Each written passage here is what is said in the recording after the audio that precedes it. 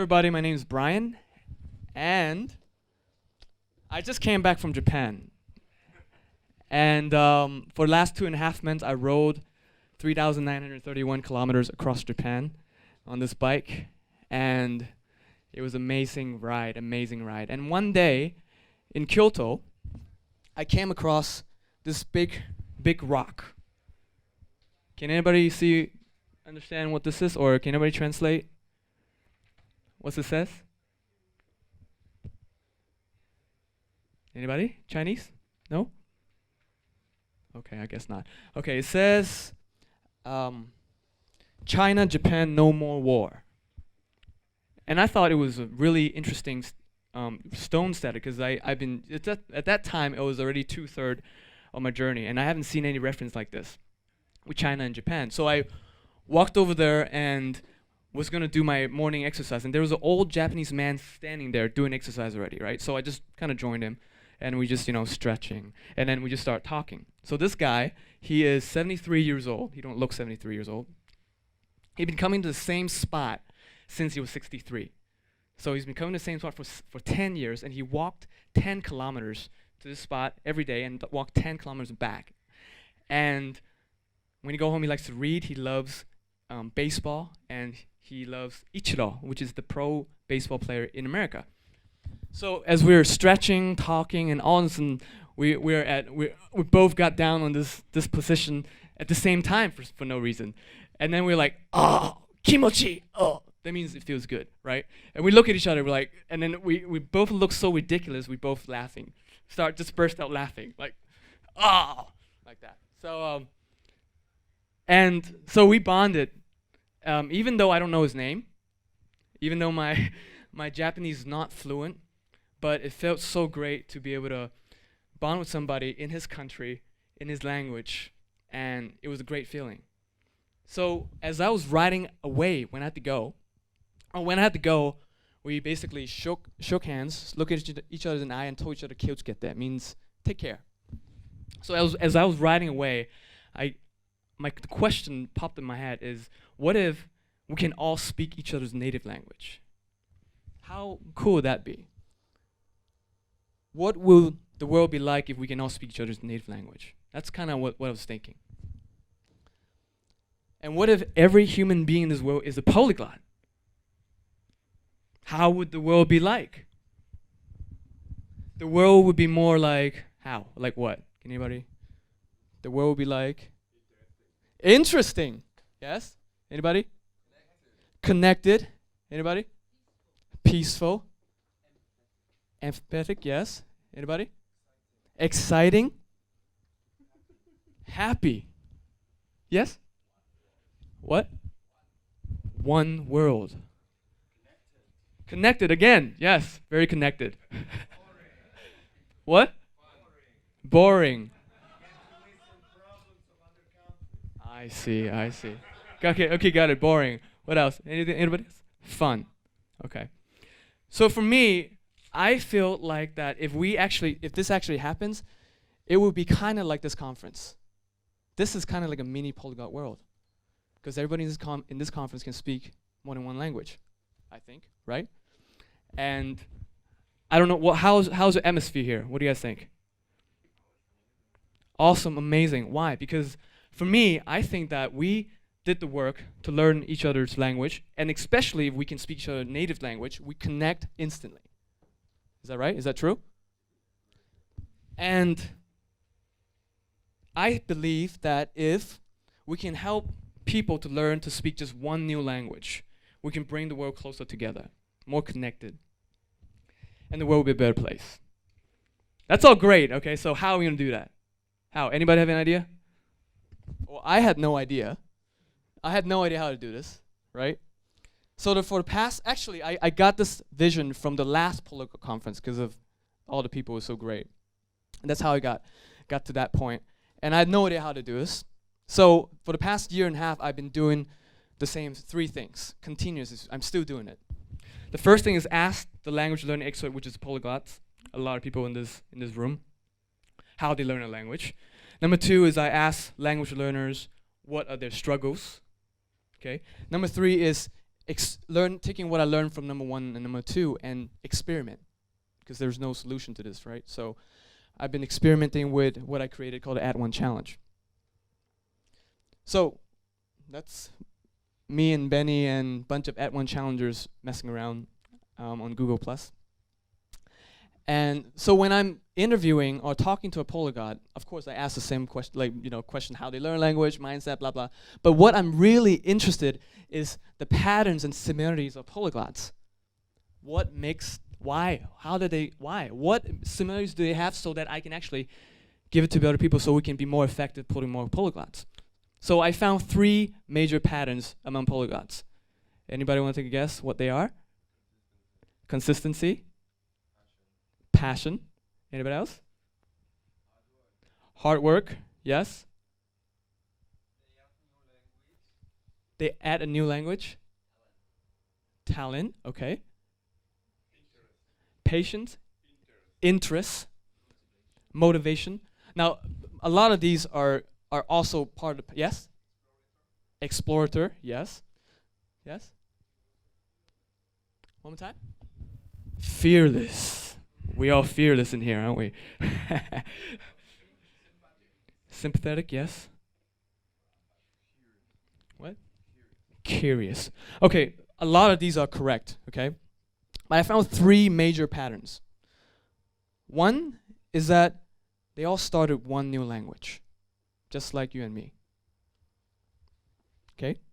And then and they stuck with it with consistency, and in time, they figured out what worked best for them. So that's the first pattern I found. The second pattern is polyglots that because they spend time approaching learning what's best for them, they all have different approaches. For example, Benny, his major approach is speaking from day 1, and he'll go from reading and writing. Emanuela, he goes from reading and writing to speaking. Completely opposite end of the approach. Benny can speak 10 plus languages. I'll just say 15 plus. He's lost count how many languages he can speak. Both with amazing result, but completely different approach. So that's a second pattern that I found. So what we can take from this is that it's all about discovering, exploring what works best for you. Yeah? Number 3, after they add one language, they're addicted and hooked to learning a new language. Good thing he's in the other room, he can't see this. So why? I mean, it's very obvious, right? We learn one language. I think the biggest thing is after you learn one language, you know you can do it. So why not learn another one? They got to believe that they can do it again. And every language you add, it adds the quality of your life tremendously. I think we all know this, right? And that's why they continue to go. And they started earlier than we did, so they know how to speak more language than we do. Or I do, at least. So those are the 3 major patterns that I found among polyglots. So what I take from this is all we need to do is help people to break the barrier of speaking that one language. Create a safe environment for them to explore and discover what works best for them. And the rest will take care of itself because they'll get hooked like, the picture we saw earlier. And we have more polyglots in the world. Number 2. So I also asked the language learners what are the biggest struggle is. We can't be effective in helping people we don't know what they're struggling with, right? So at the time, I have a list of only 150 people on my email list. So basically, I just sent out a survey and asked them what their biggest struggle is. And I got 77 answers back. This is an open-ended question. They can write anything. It's not like a multiple choice. So I asked them, what is your biggest struggle when learning to speak a language? Anybody have any guess? Anybody? Motivation, time, work, knowing what to do, finding the right materials,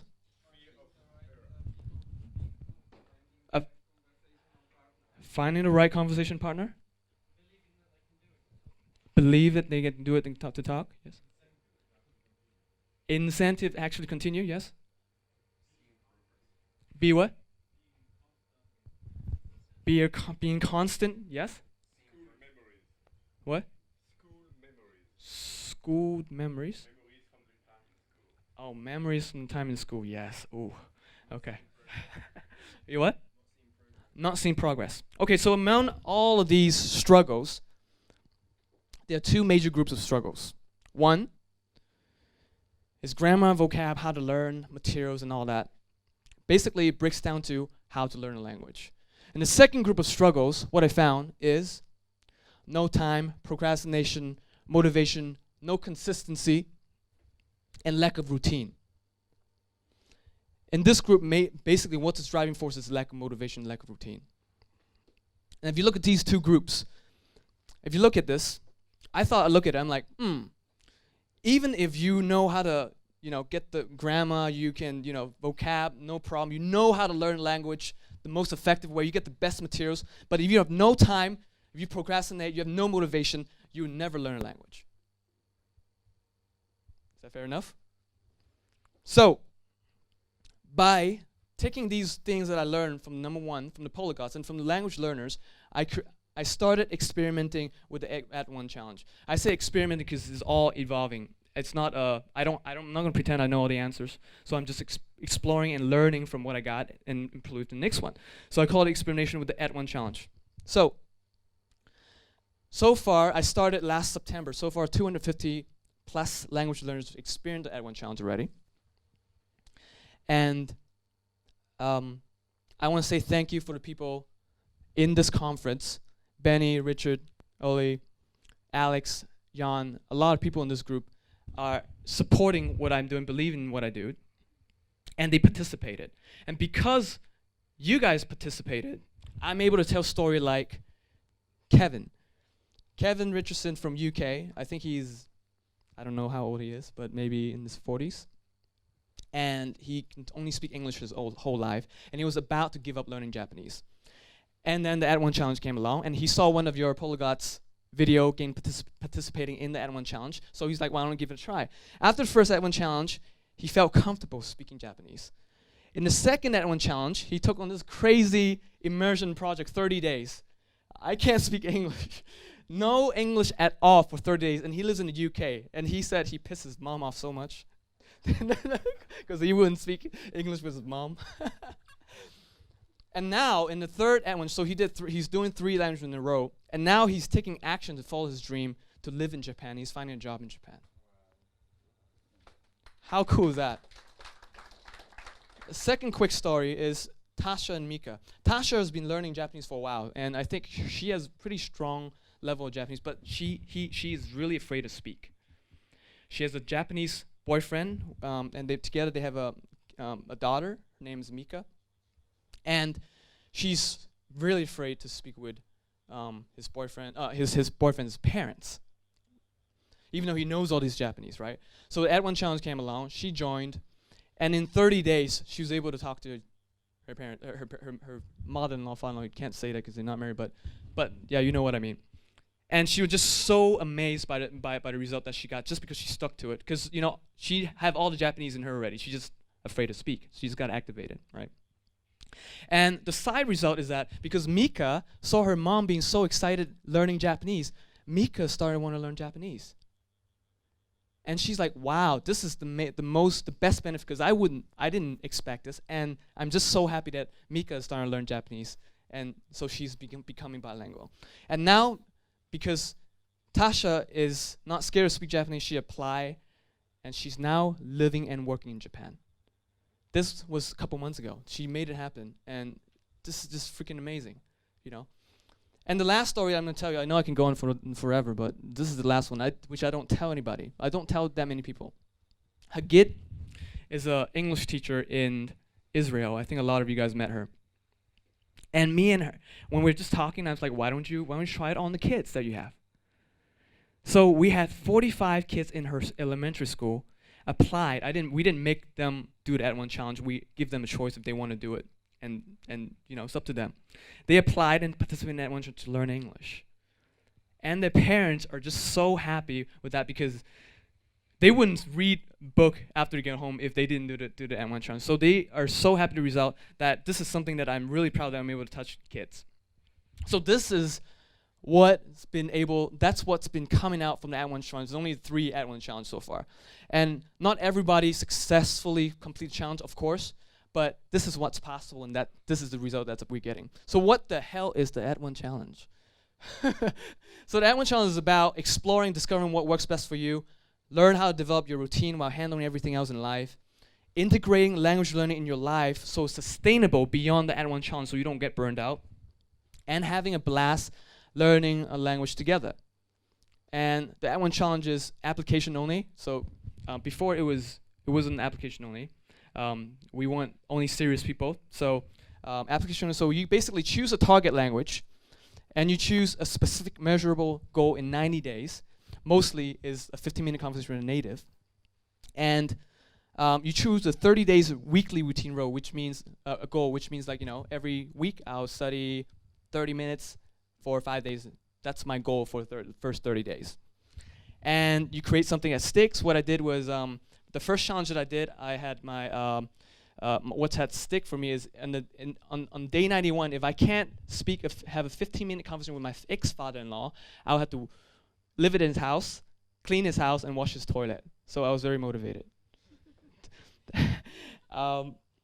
You also get an At One Challenge buddy, so you can keep each other accountable. And we also have study group for people who are learning the same language. So this is pretty much how the At One Challenge works. And because everybody who goes in the At One Challenge has to go through these things, so we all striving for goals, the same goal together. So we all supporting each other, motivating each other, and having a blast together. That's what the At One Challenge is about. So you guys ready for what I learned from the At One Challenge? Yeah, it's about time. Okay, number one. You are perfect wherever you're on your journey. Your pace is the best pace. Anybody got intimidated by looking at somebody's name tag and has more languages than you do? Yes? I mean, some Rich's tags like, try me. Oh, I don't want to, oh my God. But wherever you are, because we all learn differently, we all exploring, discovering what works best for us, wherever you are is perfect. Your pace is the best pace. It's the fastest pace, really. So that's the first thing that you understand, that when you're learning a language, you challenge or not, your pace is the best place and you're perfect wherever you are. That's the first thing. Number two, distinguishing and balancing your playtime and study time. Now, because learning a language is multi-dimensional, there are going to be things that you will like doing, and there will be things that you don't like doing. And both of them, for example, playtime is what you love doing, and will help you advance your language. Study time is something you may not enjoy doing as much, and will also help you advance in your language. And what happened most of the time is we spend too much playtime, and we don't really advance that much. Or we do too much study time, and we get burned out, and we don't want to learn anymore.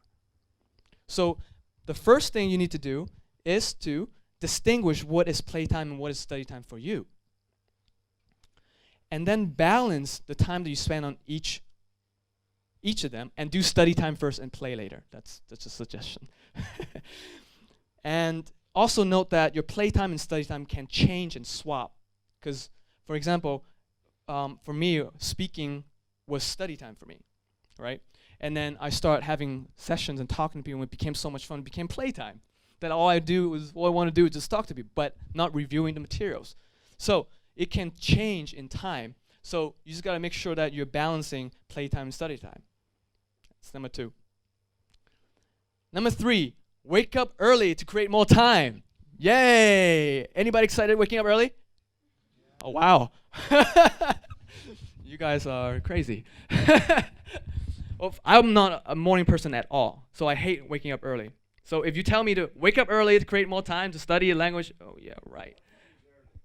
Whenever earlier, 30 to 16 before you start your day. That's earlier. Normally you wake up at 7, you wake up 16 minutes earlier, 30 minutes earlier, whatever. But I find a trick, to wake up early to create more time. So the trick is, you what? First of all, you have to go to bed. You can't party till like 3 a.m. and try to wake up early on time. It's not going to work. I tried. So the trick is, first, you got to schedule tutoring session or iTalk session 30 or 60 minutes before you wake up. Does that make sense? So So today, okay, I want to wake up early tomorrow. So let me schedule so if I wake up every day at 7, I'm going to schedule an iTalk session at 6 a.m. tomorrow. iTalk. It's a place where you can find tutors and set up easily and fast, right? So you set up, yes? Well, the thing is, the beautiful about the internet is because the time zone is, sometimes it works. Sometimes it doesn't, but it works out, it works perfectly. I was in Austria, and Japan is ahead of me. So my 6 a.m.s are like, I don't know what time, but it works. So the time zone sometimes it doesn't work, or you got to figure something else out. So when you pay a tutor, you get motivation, you pay for it, right? So you want to wake up a little earlier. Plus, somebody's waiting for you. That's what motivates me. I don't want someone to wait for me and just, waste their time, wait for me. So that motivates me to wake up. So I paid for a session. I wake up early. Oh, so step 1 is set up a 30 to 60-minute iTalk session before you start your day. Second, show up and practice speaking with your tutor. So what happens the first time when I try doing this is that, I'm like, oh my God, I gotta wake up. Okay, I got up, and then like, oh yeah, ohayou gozaimasu. Yeah. But, what's funny is maybe about 5 to 10 minutes of trying to speak the foreign language, it wakes you up like that. After a 30-minute session or 1-hour session, I'm wide awake, and I'm done with my hour, and I'm ready to start my day. So this way, I create time, practice speaking language, connect with somebody, and I'm ready to start my awesome day. Many people try this, and people who actually did it, they got results, but I don't go to sleep after. Well, it depends. Well, if I can, of course, I can sleep, then I'll sleep a little bit. But usually, I don't know if you guys try. I mean, when you're trying to speak a foreign language, your brain is just going like, so I don't feel sleepy most of the time after a session. You can, this feeling of like, I'm sure you guys experience this. It's like kind of, I don't know how to explain it, but I'm wide awake. I don't really want to sleep. Sometimes I do if I didn't sleep early the night before, right? So that's number 3. Number 4, language learning is a team sport. You don't learn a language by yourself. You may think you do, but you don't. You read materials, you read people's stuff. If you want to speak the language eventually, you have to speak with somebody, right? So language learning is a team sport. And I encourage people to share @ONE challenge with everyone when they're doing the @ONE challenge. Why? There are 2 sides of every coin. Most people don't want to share what they're doing in life because they're afraid to look bad or they fail. That's just normal, right? But when you're avoiding the fail or protecting yourself, so-called protecting yourself, you're also blocking the contributions and opportunities from other people. So there are 2 sides to everything. When you share, for example, when I was learning German, I was sharing with one of my friends who was a German teacher. And I made a video saying I'm going to learn German. I'm going to take on the Learn German in 3 Months challenge. Yay! And it's kind of crazy, right? And when people see you doing something that's not easy, like a challenge, people want to support you. So what happens is I shared with her, she's a teacher, and she shared with her students. And her student got so excited about it, they made a project to help me to learn German, to speak with my father-in-law. So every week, I am meeting with different students to help me with my German.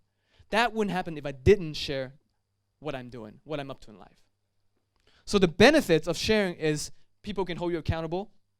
You get more resources when you're learning language. You get support. And you also give people a chance to get to know who you are and what you're up to in life. Number 5, innovate with others in the @ONE challenge study group.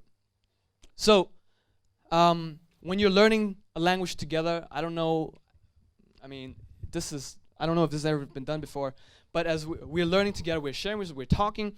What came out in the last @ONE challenge is that we started playing with Google Plus Hangout. You guys, anybody know what Google Plus Hangout is? So basically, it's a video chat that we all join together, and then we can see each other, we can talk, and things like that. So what happened is, what we did is that one of us open a browser and we will open Google Map and we will go to Street View, and we all three of us learn Japanese. So we went to Japan and we start sharing screen and we start practicing giving each other direction of turn left, turn right, go here. Oh, we see some food over there. Oh, it's cool. So we're practicing speaking the language, interacting with each other at the same time in Japan on the internet. So let me show you a video, just a little bit of what I'm talking about.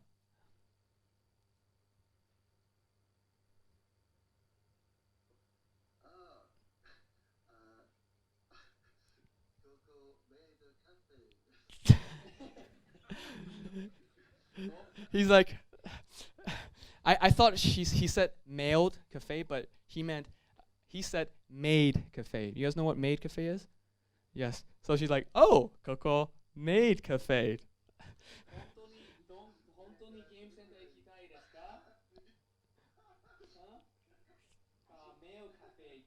Do you want to go to a mail cafe? What? Why do you want to go to a mail cafe? And then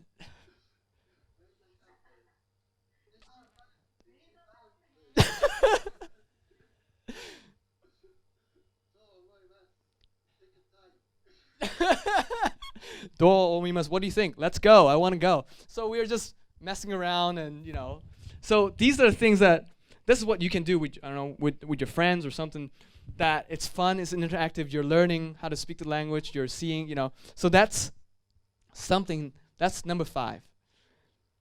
Innovating and having a blast with your friends.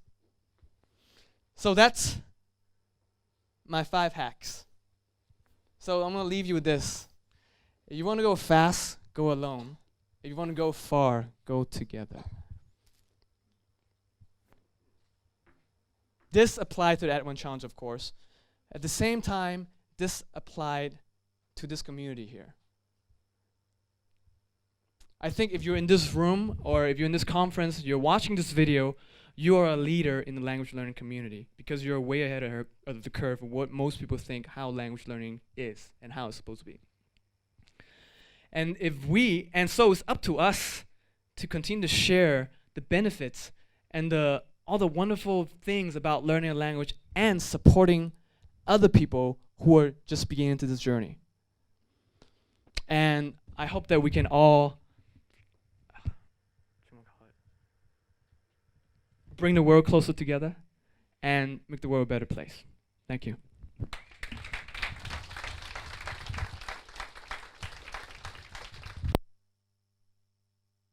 I stuff, like, this might sound a little bit stupid, but I've never used any of these like software stuff. Like, Yep. do I have to pay for there, like, or how does it use? Are there some free people like who want to share that? Yes, you have to pay for it.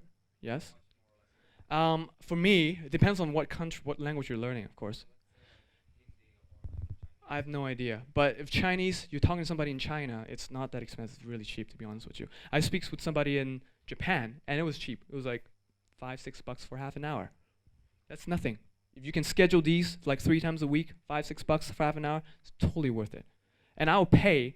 Before, what I did was I have like 5-6 free language partner rotating in a week, but it's totally not worth it because of the effort that you need to put in to find those people. And those people, you don't know if they're committed. They can leave. Once they stop practicing, when you got to find somebody else, which is totally waste. I'd rather spend time learning a language than to find a language partner. So when you're paying somebody, that's what you pay for. Free, there's a price for free stuff. And do you see them? Yeah, well, it's on Skype. Yeah, the iTalk is basically help you to set it up, and you just basically schedule and show up on Skype. Yes? What if, sorry. All right. Again, okay. So you said that if you want to go far, you should go together. But there's one issue that I've encountered sometimes when you're way faster than your friends and they lose motivation. Do you have some tricks for that? That's why you join the Add One Challenge. Well, going together is part of going together is the supporting other people and supporting yourself. And when you're teaching and helping other people, you're learning yourself. I guarantee you. So spend time, practice how you can help other people and at the same time helping yourself. That's what I recommend. Of course, we're not talking about like a polyglot, like Benny and me, right? We're not talking about like that. Of course, you need to have people who are similar level, right? And the Add One Challenge, there are different people, like Ollie joined it, with people who just never learned the foreign language. So we have different people at different level in the Add One Challenge learning language together. What I mean is like if you all start at the same level. You're just so smart and so awesome that you just I understand. So, well, that all comes down to motivation. You just said you have motivation and time. Maybe your friend doesn't have motivation. That's what the Add One Challenge was about, to give motivation so people can sustain and continue. That's why I create this, because I know that's a problem for everybody. I don't know if it connects with her, but when you said the number one, your pace is the best pace, and I don't know if I agree with this, because I think a lot of time I myself got stuck into a very comfortable, speed that it was actually going down. Of course, I'm talking about you have to do your work. You gotta do work. If you're doing work, what I'm talking about is you're doing work, you're learning, then you go like, you see Ollie, you see Richard, you go like, oh my God, I wish I'm faster, I'm slow, I'm dumb. That's what I'm talking about. Does that make sense? That's what I mean by your pace is the best pace, because that doesn't support you. When you're comparing your pace with other people's pace, that doesn't support you. That's what I mean by your pace is the best pace. Then I agree. Okay.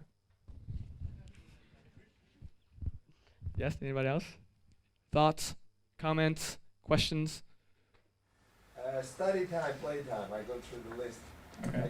I think, again, when something for me feels like I'm studying, even if I know it's effective, for some reason it's not that effective, because then I'm studying it, And we were discussing while you were talking that, when grammar feels actually like I'm playing with the grammar, that's when I actually get it. So maybe the trick is to transform and you said it, that something that conversation for you was like studying and became like more like a game. Yeah. Maybe we should find switches to switch these things as fast as possible. I think something that feels like I'm studying. I think what you're talking about is just the terms of study time. You don't have to work, so maybe we can change the word to study time. What I mean study time is that you have to do some kind of work. You need to sit down and do some kind of work to learn the language. And sometimes you enjoy it, sometimes you don't. That's why I said the study time is you may not enjoy not so much. Does that make sense? You may not enjoy, I didn't say you hate it. Study time is, what I mean is that you may not hate it, but you may not enjoy so much as the play time. Does that make sense? No, it does make sense, but that's when I think people give up. You can make That's why you balance playtime and study time. I agree with you, Brian. It's okay. I'm not asking for people to agree. I'm just saying what I found, and you don't have to agree with me. That's okay. I think we agree in a way. Yeah.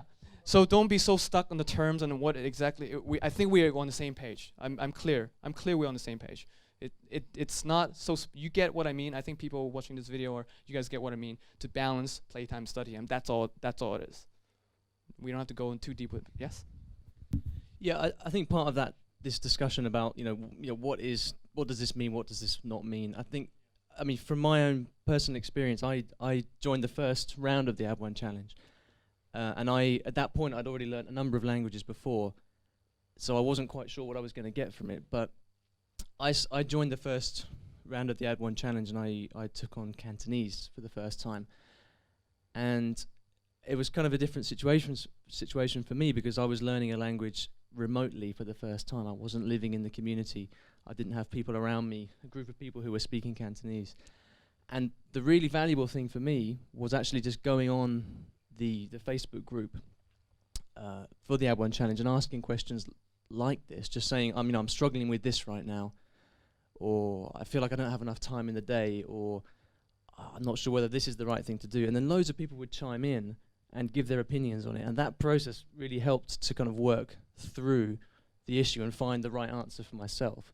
And so that's, from the point of view of someone who'd already learned quite a few languages was really, really valuable for me. So I just wanted to share that.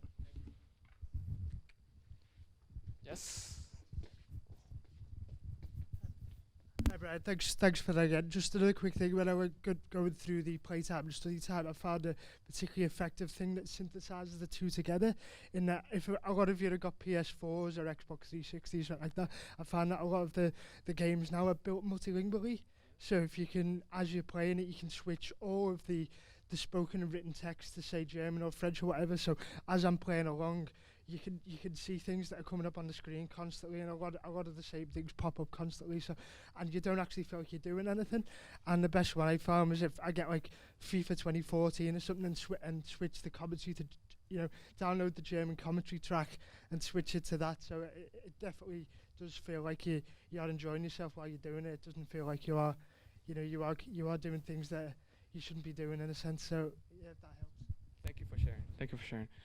Well, that's a lot of playtime, man. But when I said that, actually, the first thing I said was learning a language is multi-dimensional. So you may take care of reading and writing, but when you want to speak a language, that's another dimension that you need to actually go speak or listen. So you don't just do one thing and then you'll be able to speak a language, right? So that's why I said balancing different things, playtime and study time. Yes? So the question is, when is the next Add One challenge? When's the next Add One challenge? You gotta join to find out, because I'm working on something, and so I can't say yet. Yes, probably, maybe next week, maybe next month. Thank you for asking, Ray. Any other comments, feedback, questions? How's the community, Ollie was saying about the community support, like that. To me, that was, I think, very valuable when you said like, being accountable and sharing and how to support. So in this challenge, how did that thing, if you can tell more experiences about people, maybe they were losing motivation and then the community came in and helped. Like, what kind of help will we get? I don't remember her name, your friend. Yeah. What can we get? Well, you go, as Oli just said, you go on Facebook. We have basically how it runs is you sign up, you apply, and if we let you into Add One challenge, and what I mean when I let you, because some people had unrealistic expectation. Oh, I want to learn for 30 minutes a month. I'll be able to speak. That's unrealistic. So those people, I gotta they can't join because they're unrealistic and they probably not interested in learning. So. Just like what Ollie said, if you have questions, you have problems, you go on the Facebook group. Oh, so what I was saying is you joined, and once you got accepted, you'll be invited to the Add One Challenge in action group. So everyone who's in this group are in the Add One Challenge. Facebook group. Yes, what did I say? Group, okay. Facebook group, yes. Add One Challenge in action Facebook group. So if you have any questions, you just go in there. Everybody who's in the group are in the Add One Challenge. Once they're finished, they will be out of that group, right? So everybody knows what you're talking about, and we just help each other. And two other things is that you have a buddy to touch base with. Another thing is we have study groups. So you go into study groups and talk. So these are the community support that I'm talking about. But the buddy is also coming from the challenge, or I'm supposed to find it? One more time, the what? My partner, let's say, the other person, what do you say? Like you have a buddy. The buddy? Oh, it's in the, so basically I'm matching you up with a buddy in the Add One Challenge who's starting the challenge at the same time as you. Does that make sense? So both of you are going to the same thing together. Okay? Yes? Does it matter if there's nobody else learning the same language as you in the Add One Challenge? Well, then we won't have a study group for you. Then you got to get your friends to get in, to learn your same language as you. Of course, this is not like the end product. This is not the end solution. It's still evolving. I'm still learning. I'm still applying.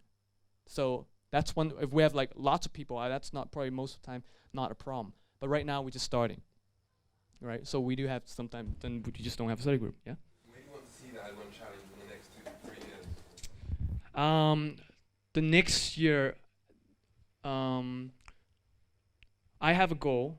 My goal is to have 100 people in the At1 Challenge 3 months in a row next year. Right now, okay, the first At1 Challenge we had 100 people to join, but it's free. Second time is free. The third time I limit it to only 30 people, but I'm charging for it. So for next year, by next year this time, I want to have 100 people, 100 people, 100 people in it. So it's going to grow from there. That's all I'm thinking about. Any other question? Feedback? Stories to share? Yes. I just wanted to. No, it's okay. I just wanted to share the story that I met Ryan at the last Polyglot conference. We were roommates, and there was this little. One second. People in the front can't hear you. He can't hear you.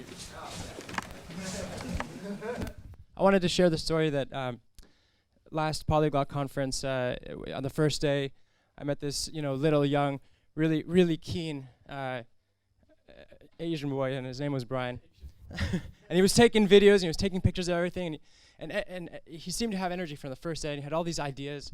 And I want to congratulate you for taking those ideas that you had scribbled and turning into a product and a system and having people sign up. I think you're really inspiring and did a really good job, so thanks. All right.